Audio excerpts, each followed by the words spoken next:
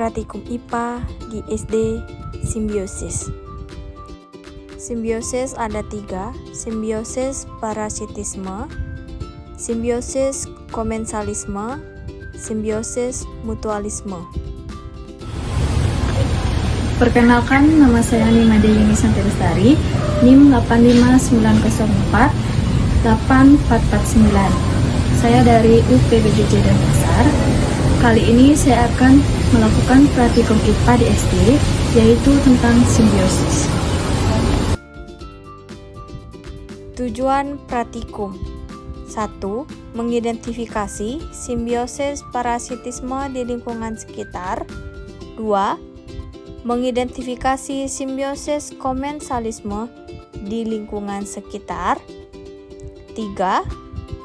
Mengidentifikasi simbiosis mutualisme di lingkungan sekitar. Landasan teori. Dalam suatu ekosistem selalu terjadi hubungan saling ketergantungan antara makhluk hidup dengan makhluk hidup dan dengan lingkungannya.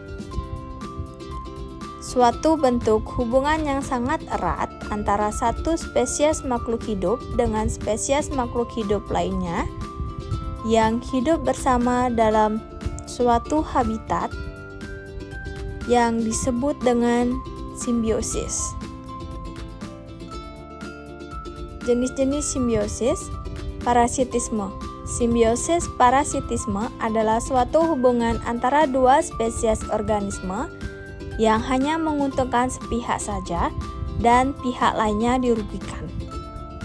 Komensalisme. Simbiosis komensalisme adalah suatu hubungan simbiosis di mana suatu simbiosis makhluk hidup diuntungkan sedangkan pihak lainnya tidak diuntungkan atau dirugikan. Mutualisme. Simbiosis mutualisme adalah hidup bersama di antara dua spesies makhluk hidup di mana kedua spesies tersebut mendapatkan keuntungan. Pengamatan simbiosis parasitisme nyamuk pada manusia. Nyamuk mendapatkan makanan dengan cara menggigit dan menghisap darah manusia. Manusia yang diinggapi akan merasa gatal sampai terserang penyakit berbahaya.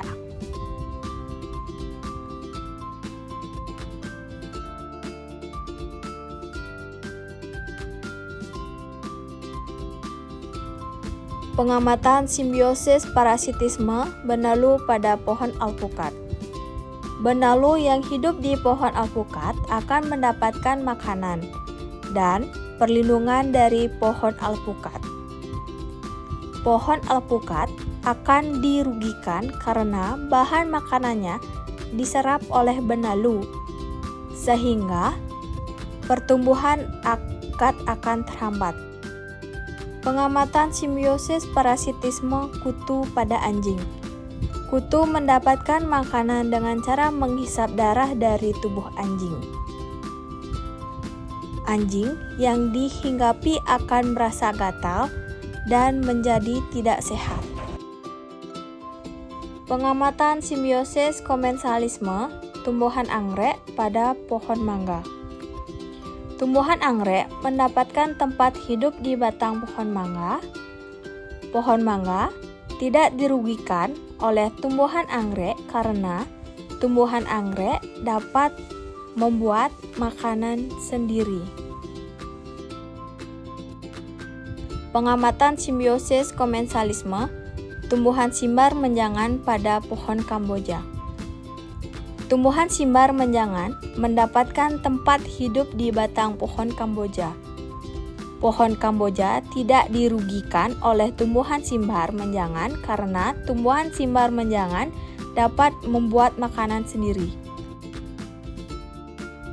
Pengamatan simbiosis mutualisme kupu-kupu pada bunga.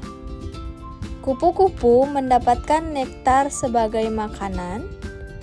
Bunga dibantu oleh kupu-kupu untuk menyebar serbuk sari. Pengamatan simbiosis mutualisme lebah pada bunga pohon kelengkeng. Lebah mendapatkan nektar untuk diolah menjadi madu. Bunga dibantu oleh lebah untuk penyerbukan sehingga terjadinya pembuahan dan pembentukan buah.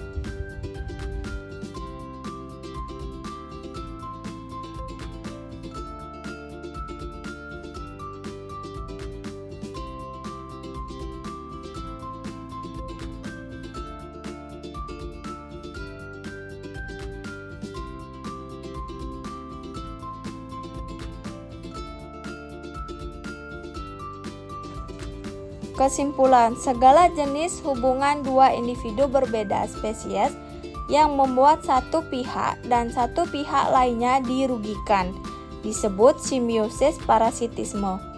Sifat parasit yaitu tidak membunuh inangnya, karena kalau inangnya mati maka parasitnya akan ikut mati. Simbiosis komensalisme melibatkan dua individu di mana satu diuntungkan sedangkan yang lainnya tidak diuntungkan dan tidak dirugikan. Dalam hubungan simbiosis mutualisme, kedua belah pihak sama-sama mendapatkan keuntungan. Baik, itulah tadi praktikum yang saya sudah lakukan. Akhir kata saya ucapkan terima kasih.